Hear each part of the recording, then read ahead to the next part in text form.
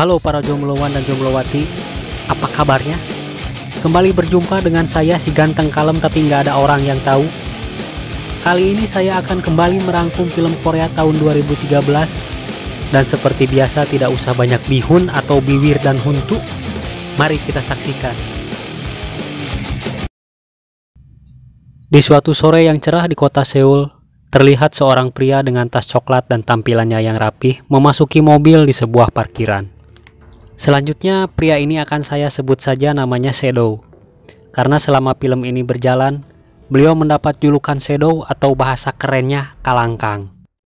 Setelah dari parkiran, Shadow berpindah ke gedung yang lain, kemudian menggunakan tangga darurat untuk sampai ke atap gedung. Rupa-rupanya keberadaan Shadow di atap gedung ini tidak lain menjadi pemandu bagi para komplotan perampok bank.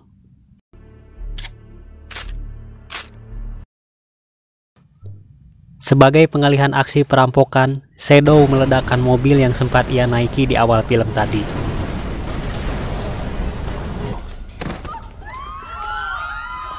Komplotan yang lain berbagi tugas mengamankan, mengumpulkan kartu identitas Sandra, serta yang lain mematikan kamera, dan sisanya membongkar kotak penyimpanan uang, yang mana hanya nomor tertentu saja yang dibongkar dan diambil isi berangkasnya. Scene kemudian berpindah kepada seorang pria, kita sebut saja namanya Beben, di mana Beben yang sedang membeli air minum ini lalu dipanggil Shadow untuk bergerak. Kembali ke dalam bank, ketika alarm berbunyi, seorang perampok memasukkan gepokan uang ke dalam tas yang sempat dilarang temannya, karena itu bukan bagian dari rencana. Polisi yang dalam perjalanan mendatangi lokasi ledakan mobil, setelah mendengar ada perampokan, lalu mengalihkan sasaran ke tempat perampokan bank, yang mana setelah sampai, para perampok itu telah kabur dengan minivan. Alhasil, kejar-kejaran mobil tak terhindarkan. Sampai pada sebuah perempatan, Beben kemudian menghalangi iring-iringan mobil polisi yang sedang mengejar perampok dengan truk, dan kemudian terjadilah tabrakan beruntun.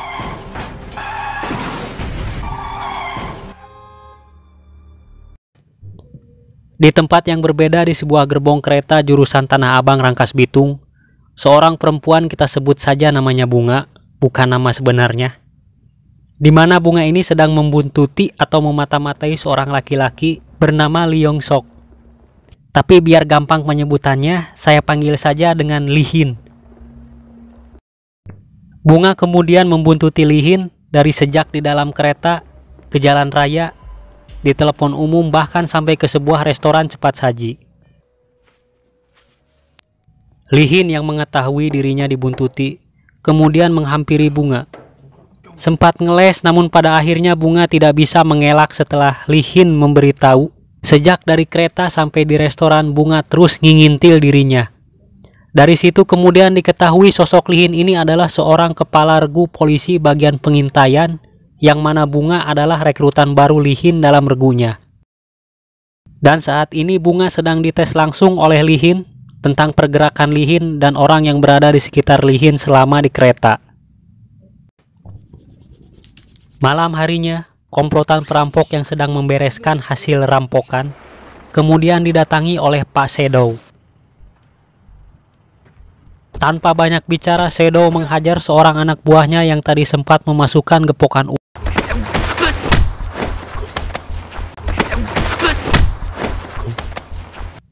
Setelah tidak walakaya, si perampok lalu dilakban seluruh mukanya. Itu dilakukan karena si perampok sudah keluar rencana dan nyaris tertangkap polisi andai tidak cepat keluar dari bank. Dan itu jadi peringatan untuk seluruh perampok dan teman-teman.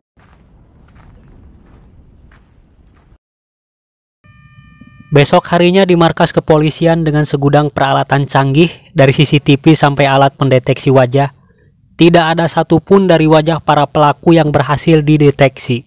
Hingga pada suatu momen di mana seorang anggota melihat si Beben yang sedang berjalan kemudian tertangkap kamera CCTV minimarket, dan setelah dicocokkan hasilnya klop dengan CCTV yang memantau kecelakaan beruntun. Di tempat terpisah, Shadow memberikan hasil pekerjaannya kepada seorang aki-aki. di mana aki-aki ini adalah mentornya Shadow yang menerima pekerjaan dari para klien. Siapapun yang membutuhkan jasa si Aki, maka si Aki sudah menyiapkan pembunuh, pencuri, perampok, dan segala macam penjahat yang siap disediakan si Aki. Kembali ke Neng Bunga yang sekarang sudah diterima menjadi anggotanya Lihin, kemudian diperkenalkan dengan anggota-anggotanya yang lain. Uniknya semua tim menggunakan nama sandi. Dari mulai monyet, ular, rakun, tupai, elang, ayam. Dan sementara Bunga sendiri mendapat sandi bunga babi. Mereka kemudian bergerak setelah sebelumnya kepala divisi memberi arahan tentang target, ciri-ciri, dan lokasi terakhir target, yaitu si Beben, yang terkonfirmasi menggunakan kartu ATM sewaktu pembayaran di minimarket. Para polisi itu kemudian menyebar ke lokasi yang sudah ditentukan sebelumnya, di mana mereka menyamar sebagai pengemudi taksi, pejalan kaki, tukang kurir, bahkan ada yang menyamar sebagai kang tahu bulat. Mereka berpacu dengan waktu menemukan keberadaan si Beben yang menghilang bagai dileg-leg juri. Sementara itu di tempat lain, Shadow sedang mengawasi dan memandu anak buahnya membobol sebuah tempat penyimpanan berkas, di mana sebelumnya Shadow menerima perintah dari si Aki untuk mencuri berkas-berkas tersebut.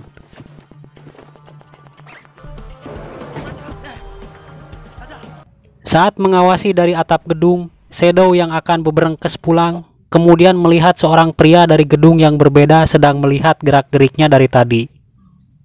Tidak mau meninggalkan saksi, Shadow mendatangi tempat si pria itu dan menusuk leher serta perutnya hingga tewas.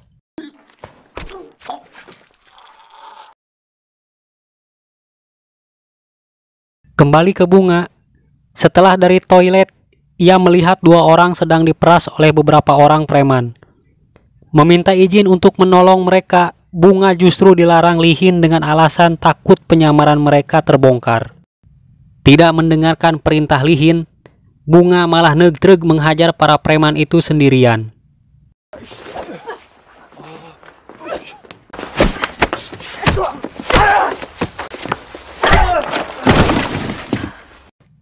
Hampir ditusuk ketua si preman, Lihin dengan gesit melumpuhkan si ketua preman sampai ngajongkeng.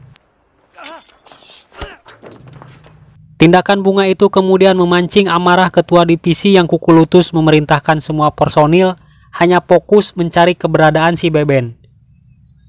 Begitu juga dengan Lihin yang murka melihat Bunga tidak mematuhi perintahnya. Beberapa waktu kemudian, Shadow di tempat si Aki dengan pekerjaan palsunya sebagai seorang pembuat sepatu, mengutarakan niatnya untuk pensiun dini dan berencana menetap di luar negeri. Namun saat di mobil, Shadow lehernya dijerat orang suruhan si Aki. Tidak mau mati sekarang karena film belum tamat, Shadow menabrakkan mobil sampai si penjerat terpental. Yang dengan cepat kemudian membelit leher si penjerat hingga modiar. Shadow kemudian balik ke tempat si Aki dan mengambil berkas pekerjaannya sambil bilang ini yang terakhir ya. Setelah berhari-hari pengawasan serta pengintaian tidak menemukan hasil apapun tentang keberadaan si Beben, Bunga lalu mengusulkan pencarian dan pengawasan di sebuah area yang jarang terdapat CCTV, di mana area itu lebih luas dan lebih besar kemungkinannya. Asumsi itu kemudian didukung oleh tim informasi yang berhasil melacak rincian pembayaran lewat kartu ATM-nya si Beben. Setelah membuat Lihin terpukau dengan pemaparannya, Lihin kemudian memberi kesempatan Bunga terjun sebagai petugas penyamaran untuk pertama kalinya.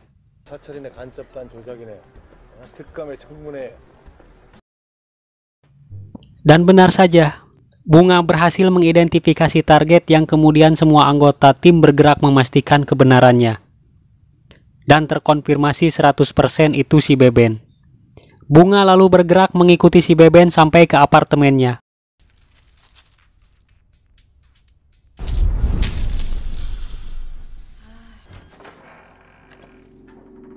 Setelah Bunga sukses mengikuti si Beben sampai ke kamar apartemennya, kini si Tupai datang memasang kamera di setiap sudut di luar apartemennya si Beben.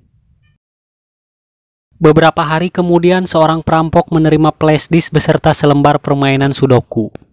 yang sampai sekarang saya nggak ngerti cara mainnya itu gimana. Ternyata selembar kertas permainan Sudoku itu adalah petunjuk untuk merampok pasar saham yang akan jadi target mereka selanjutnya. Tidak lama berselang, si Beben keluar apartemen dan naik taksi, yang ternyata supir taksi tersebut adalah seorang polisi yang sedang menyamar. Setelah sampai di sebuah gedung bekas pabrik yang menjadi tempat berkumpulnya para perampok, tim Lihin dengan peralatan canggihnya mengidentifikasi tiap anggota perampok serta menyadap percakapan mereka. Kepala divisi yang melihat dari layar monitor memerintahkan seorang stafnya melacak sinyal ponsel yang tergeletak di meja. Dan setelah berhasil, kemudian diketahui posisinya di sekitar gedung bursa saham. Lihin dan timnya kemudian bergerak menuju gedung bursa saham mengawasi tiap pergerakan yang dianggap mencurigakan.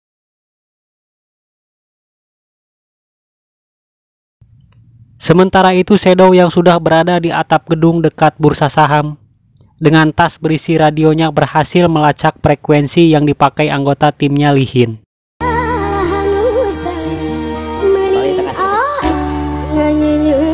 Lalu meminta anak buahnya yang sekarang sedang menuju gedung bursa saham membatalkan misinya. Ketua divisi yang sudah melacak ponsel Shadow memerintahkan Lihin menangkap Shadow yang saat ini sedang turun dari atap gedung.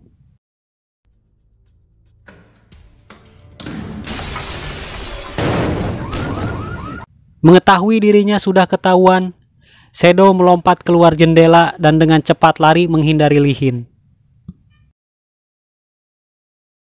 Kembali ke kawanan perampok yang sempat kejar-kejaran dengan polisi, kini terpojok di jalan layang karena sudah terkepung.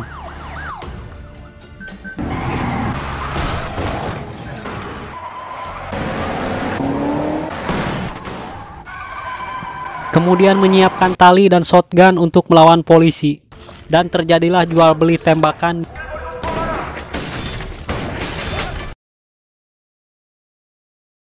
Di mana seorang perampok berhasil melompat dan mendarat di sebuah bis. Kemudian disusul seorang temannya. Sementara dua orang lagi gagal melompat karena kakinya dicium peluru polisi. Serta si Beben jatuh menghantam mobil setelah tali yang dipakai melompat putus ditembaki polisi.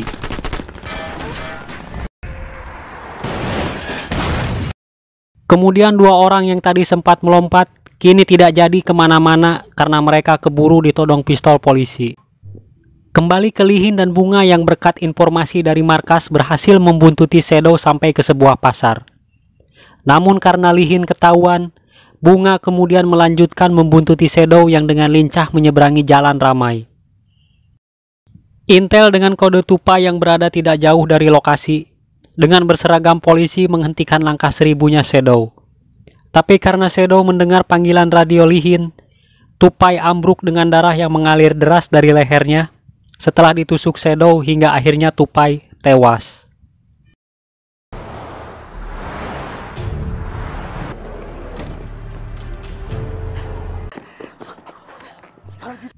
Malam harinya setelah misi gagal serta seorang polisi tewas, si Aki yang dimarahi kliennya kemudian menelepon Shadow dan memaki-maki dengan sebutan orang yang tidak berguna. Tidak terima disebut seperti itu, Shadow datang ke tempat si Aki bertujuan mengontrol mentornya itu. Namun sebelum bertemu si Aki, Shadow dihadang anak buahnya sehingga terjadilah duel Shadow versus anak buah si Aki.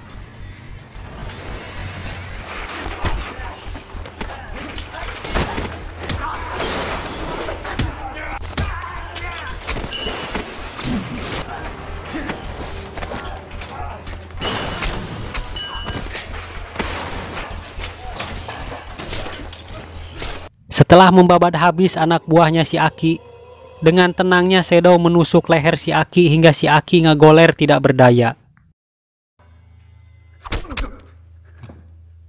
Beberapa hari kemudian Bunga yang saat itu sedang jalan-jalan di tengah guyuran hujan, tanpa disangka melihat Shadow keluar dari minimarket. Tidak mau kehilangan Kang Shadow untuk kesekian kalinya, sambil mengikuti Bunga menelpon Lihin dan memberitai keberadaan Shadow yang saat ini sedang berada di warung kopi miliknya Aaudin. Yang mana di warung kopi ini, Shadow membuka bungkusan berisi paspor dan pistol. Bunga yang sedang mengawasi gerak-gerik Shadow tanpa diduga didatangi Shadow. Lalu ia bertanya kenapa mengikutinya. Dengan wajah santai padahal gemper, Bunga berusaha menjawab bahwa dirinya kebetulan saja masuk ke warung kopi ini. Karena hanya ada di warung kopi ini yang menyediakan es jeruk panas. Beruntung Lihin kemudian sampai di tempat itu, yang membuat Shadow bergegas pergi lewat pintu belakang. Melihat itu, Lihin bergegas menyusul Shadow ke parkiran. Dan tiba-tiba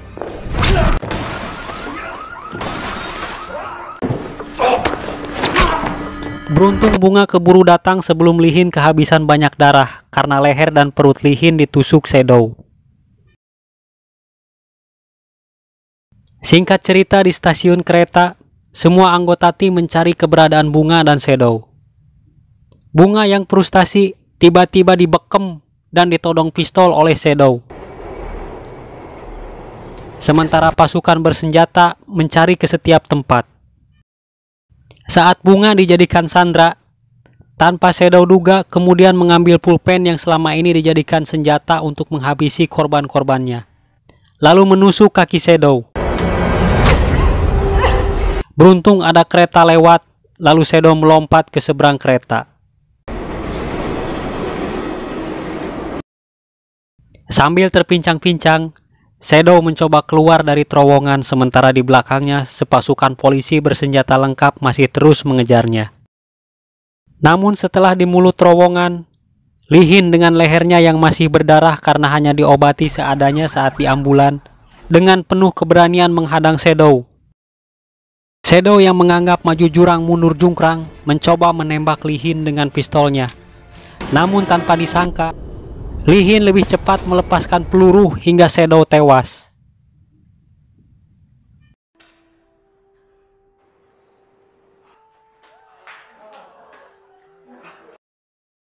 Film kemudian ditutup dengan dimakamkannya anggota mereka yang berkode sandi tupai.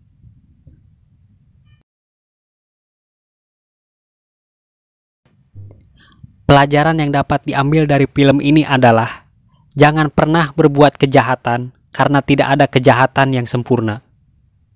Itu saja alur cerita film kita kali ini. Jangan lupa untuk like, komen, dan subscribe supaya channel ini makin berkembang. Terima kasih, tetap sehat, dan sampai jumpa.